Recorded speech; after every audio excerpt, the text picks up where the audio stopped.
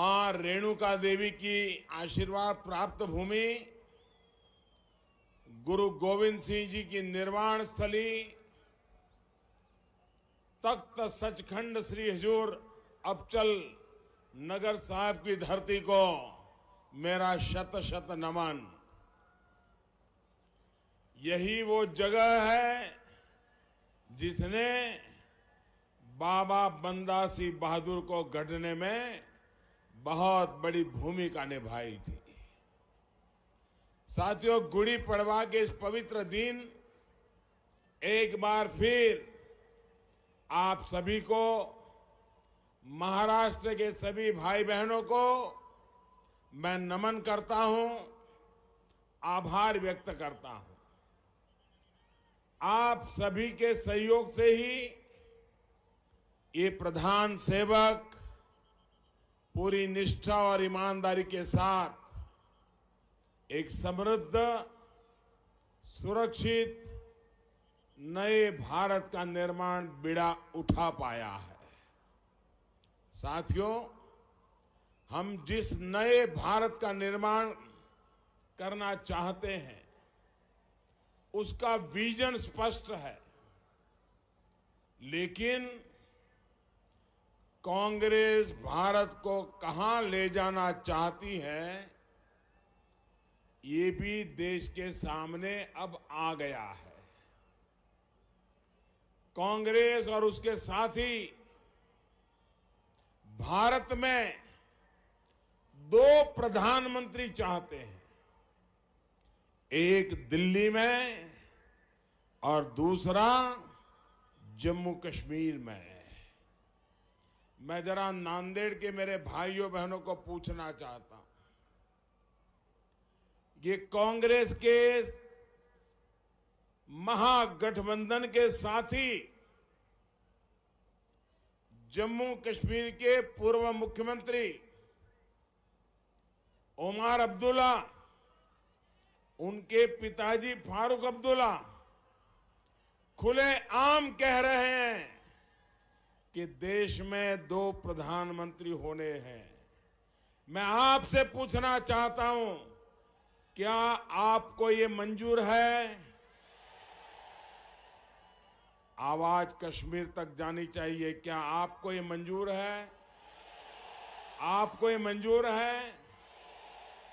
कांग्रेस जम्मू कश्मीर से आफ्का का कानून हटाएगी ताकि आतंकियों के सामने हमारे जवान लाचार हो जाए, वो झूठे केसों में उलझ जाए।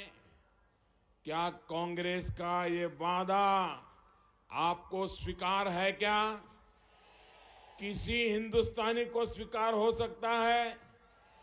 देश का कोई वीर जवान इसको स्वीकार कर सकता है? कांग्रेस पाकिस्तान से पैसे लेकर देश में अलगाव पैदा करने वालों से बातचीत करना चाहती है। क्या ऐसी बातचीत आपको मंजूर है? क्या कांग्रेस पाप कर रही है कि नहीं कर रही है? कांग्रेस भारत के टुकड़े टुकड़े चाहने वाले देशद्रोहियों से जुड़े कानून को हटाकर उनको खुला लाइसेंस देना चाहती है। क्या नांदेड़ को, महाराष्ट्र को ये देशद्रोह का कानून हटाना मंजूर है? क्या मंजूर है? क्या भाइयों और बहनों, कांग्रेस ने जो ये डकोसला पत्र बनाया है इसकी नींव तो उसी दिन पड़ गई थी जब सर्जिकल स्ट्राइक को लेकर इन्होंने देश के वीर जवानों के सामने सवाल उठाए थे, जब एयर स्ट्राइक के इन्होंने सबूत मांगे थे, जब 21 पार्टियों की महामिलावट ने मोदी के खिलाफ निंदा प्रस्ताव पारित किया था। साथियों, ये अजब स्थिति है आज देश में जो हालात है, चाहे वो कश्मीर के हालात हो, आतंकवाद हो, नक्सलवाद हो, अलगाववाद हो, ये आग कांग्रेस की लगाई हुई आग है। एनडीए की सरकार उसको बुझाने में जुटी है, लेकिन कांग्रेस और उसके महामिलावटी साथी उस आग को और भड़काने के लिए साजिशें रच रहे हैं। साथियों, आतंकवादी नहीं, देश में भ्रष्टाचार को बढ़ाने वाली और उसे पालने पोसने वाली भी कांग्रेस ही रही है। विशेष तौर पर सेना से जुड़े, देश की सुरक्षा से जुड़े काम में मिलने वाली दलाली को इनको खासी पसंद है। जितना बड़ा सौदा उतनी ज्यादा मलाई। जीप घोटाले से लेकर, बॉफोर्स से लेकर हेलीकॉप्टर की दलाली तक इन्होंने बहुत खूब झंडे गाड़े हैं। भाई और बहनों, इटली के जिस मिशेल मामा को नामदारों ने भगा दिया था, उसको और उसके दूसरे साथियों को ये चौकीदार दुबई से उठाकर लाया है। अब कोर्ट में जो आरोप पत्र दायर किया गया है, उसमें उसने साफ साफ बताया है कि हेलीकॉप्टर की दलाली किसने खाई। सोचिए, एक परिवार, एक बेटा, एक दरबारी, तमाम राजदार और एक मामा। भाइयों और बहनों, 2014 में आपके एक वोट ने इन सबको कटघरे में ला करके खड़ा कर दिया है। अब 2019 में आपका एक और वोट उन्हें असली जगह पर पहुंचाएगा, वहां पहुंचाएगा जहां आप इन भ्रष्टाचारियों को देखना चाहते हैं। आने वाले समय में देश का बरसों पुराना इंतजार खत्म होने वाला है। भाइयों और बहनों, कांग्रेस के कारनामे पीढ़ी दर पीढ़ी एक जैसे ही रहे हैं, बल्कि भ्रष्टाचार ही कांग्रेस में विरासत है। आज नामदार परिवार जमानत पर बाहर है और कई पूर्व मंत्री कोर्ट कचहरी के चक्कर लगा रहे हैं। ऐसे ही कारनामों के चलते कांग्रेस पिछली बार 44 सीटों पर पहुंची और इस बार संकट और गंभीर है उनके लिए। साथियों, ये पहली बार देख रहा हूं कि 5 वर्ष बाद भी जनता में विपक्ष के प्रति, कांग्रेस के प्रति, एनसी के प्रति, शरद पवार की पार्टी के प्रति उनका जो गुस्सा है, वो गुस्सा जरा भी कम नहीं हो रहा है। इस गुस्से ने कांग्रेस में अफरा तफरी मचा दी है। हालात ये है कि कांग्रेस के नामदार ने माइक्रोस्कोप लेकर भारत में एक ऐसी सीट खोजी है जहां पर वो मुकाबला करने की ताकत रख सके। सीट भी ऐसी जहां पर देश की मेजॉरिटी माइनॉरिटी में है। मुकाबला भी ऐसा जहां जाते ही विरोधी दल को कह दिया कि मैं आपके विरोध में कुछ नहीं कहूंगा। मैं अभी नांदेड़ में हूं, लेकिन अमेठी के लोगों से कहूंगा कि इसे याद रखें, अपना ये अपमान भी याद रखे। साथियों, ये जो नई सीट नामदार ने खोजी है, वहां पर कांग्रेस की क्या स्थिति है, ये उन तस्वीरों से पता चलता है। सोशल मीडिया में खूब चल रहा है। जब नामदार वहां की सड़कों पर निकले थे, आपने वो तस्वीरें देखी है क्या? सोशल मीडिया में देखा है ना? कांग्रेस का झंडा किस कोने में है ढूंढना पड़ता था। कांग्रेस के राष्ट्रीय अध्यक्ष का जुलूस और कांग्रेस का झंडा खोजना पड़ता था। ये हाल है कांग्रेस का। साथियों, कांग्रेस की हालत टाइटैनिक जहाज की तरह है। ये हर एक नए दिन के साथ डूबती ही जा रही है। कांग्रेस के साथ जो जो इस जहाज में बैठा था, वो एनसीपी की तरह या तो खुद भी डूब रहा है या उठ करके जान बचाने के लिए भाग रहा है। जो आपके पड़ोस में हिंगोली से कांग्रेस सांसद महोदय हैं, वे भी इस बार चुनाव नहीं लड़ रहे हैं। शरद पवार जी इस बार चुनाव नहीं लड़ रहे हैं।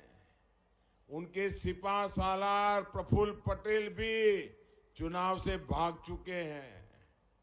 साथियों, ये सभी महानुभाव एक एक करके मैदान छोड़ रहे हैं।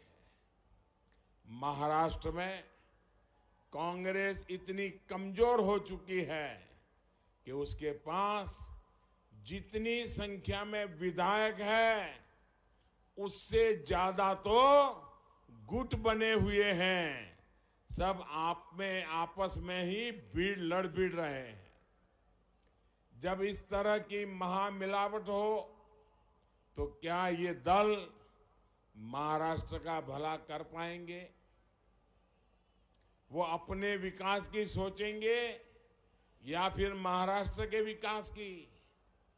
यहां महाराष्ट्र में इन लोगों ने किस तरह एक आदर्श सोसाइटी बनाने की कोशिश की थी, शहीदों के परिवार को धोखा दिया था।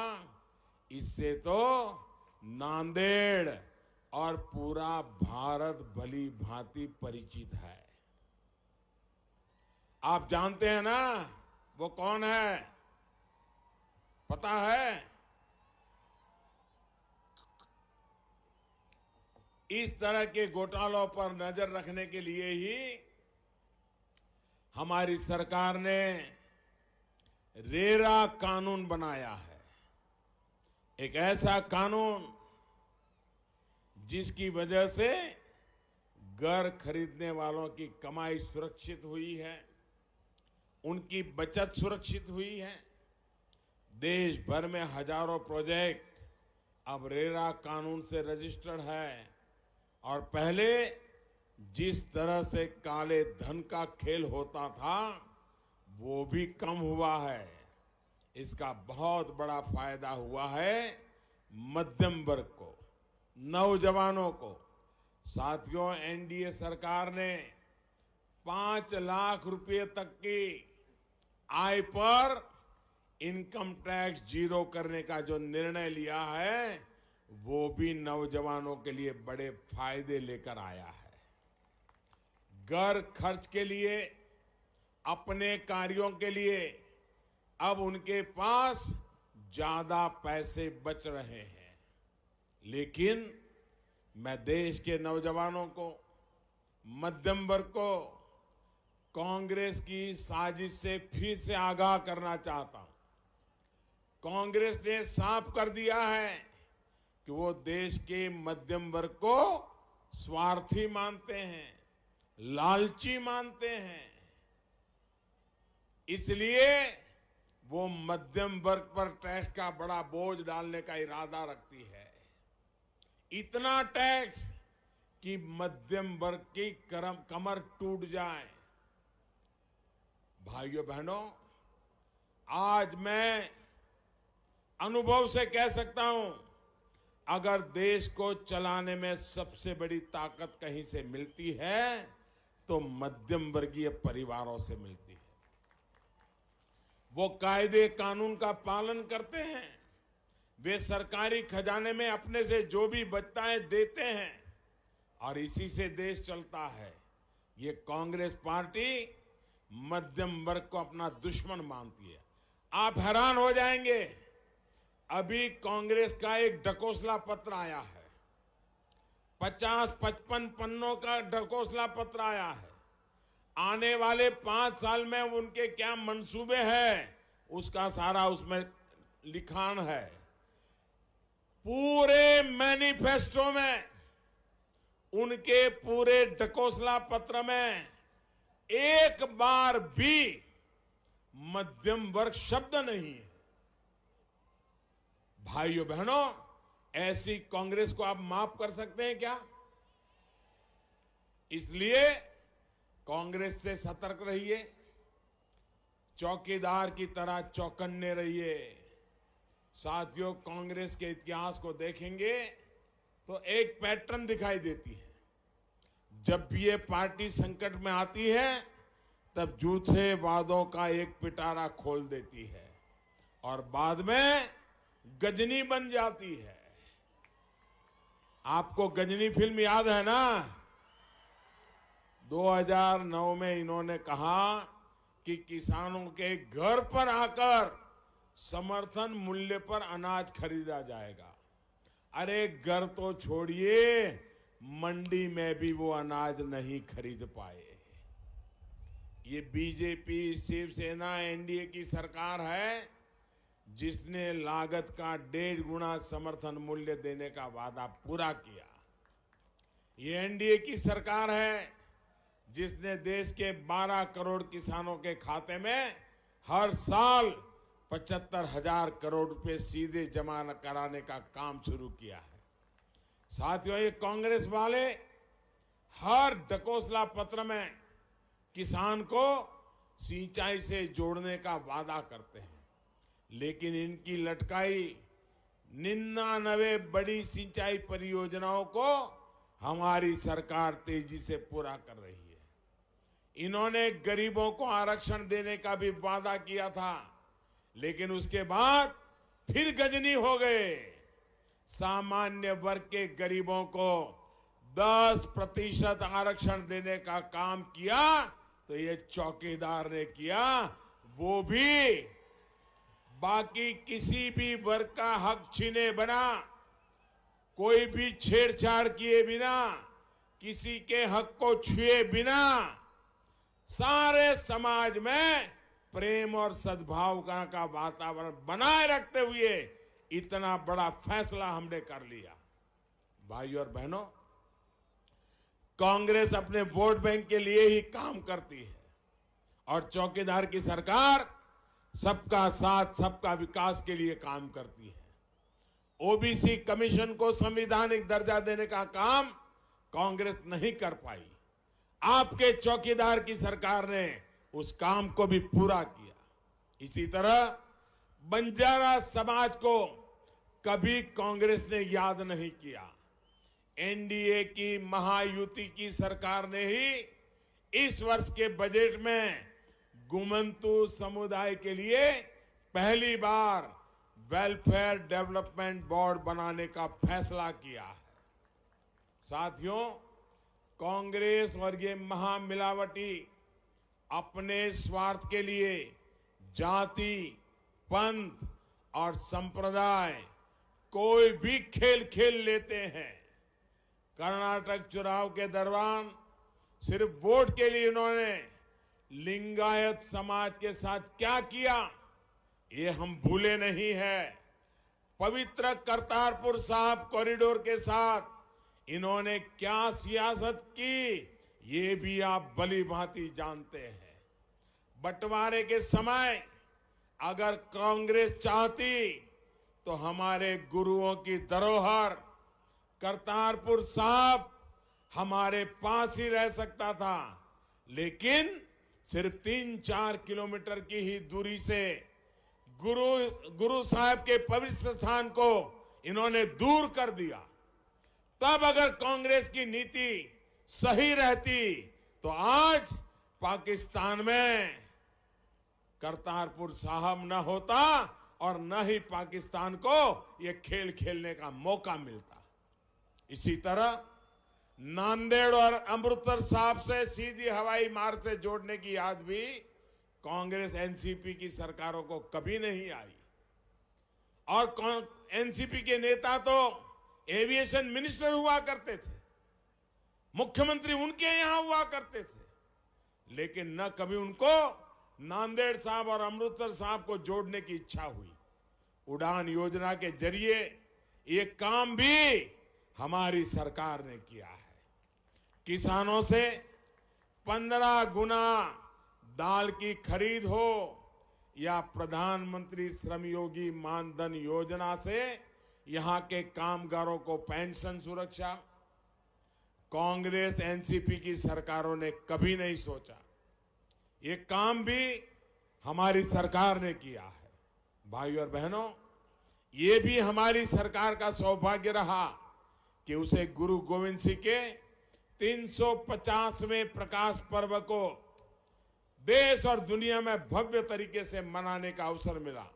इसी तरह इस वर्ष गुरु नानक देव जी के 550वीं जन्म जयंती को भी हमने दुनिया भर में धूमधाम से मनाने की तैयारी की है। साथियों, देश की आस्था, देश की संस्कृति के संरक्षण और सम्मान के प्रति एनडीए की सरकार ये चौकीदार पूरी तरह प्रतिबद्ध है। 2014 में आपके वोट के कारण हम दशकों पुराने गड्ढों को भर पाए। 2019 में आपके वोट से विकास का हाईवे बनेगा।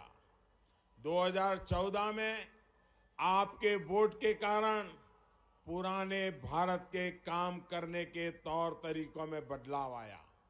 2019 में आपके वोट से हम एक नया भारत बनाने की दिशा में आगे बढ़ेंगे।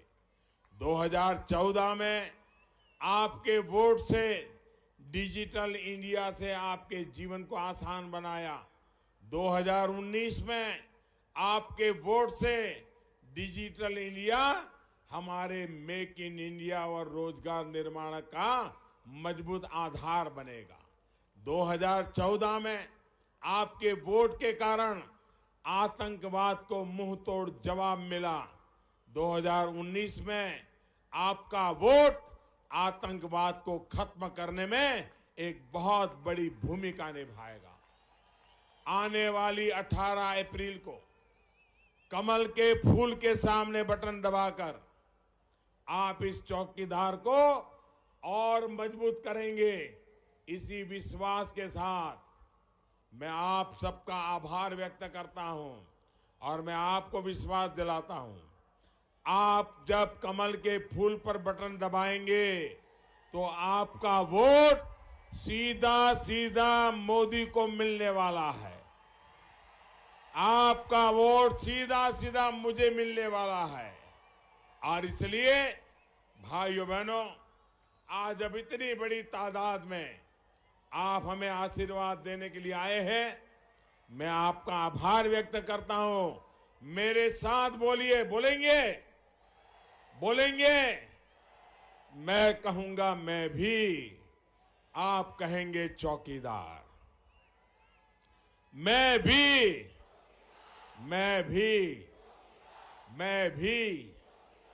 गांव गांव है, शहर शहर है, बच्चा बच्चा, बड़े बुजुर्ग भी, माता बहनें, घर घर में, खेत खलिहान में, बाग बगान में, देश के अंदर सरहद पर भी डॉक्टर, इंजीनियर, शिक्षक, प्रोफेसर, लेखक, पत्रकार, कलाकार भी, किसान, कामगार, दुकानदार भी, वकील, व्यापारी भी, छात्र छात्राएं भी, भाइयों बहनों, सारा देश चौकीदार, 125 करोड़ देशवासी चौकीदार। भारतीय जनता पार्टी और हमारी महायुति को विजयी बनाइए। मेरे साथ बोलिए, भारत माता की, भारत माता की। बहुत बहुत धन्यवाद।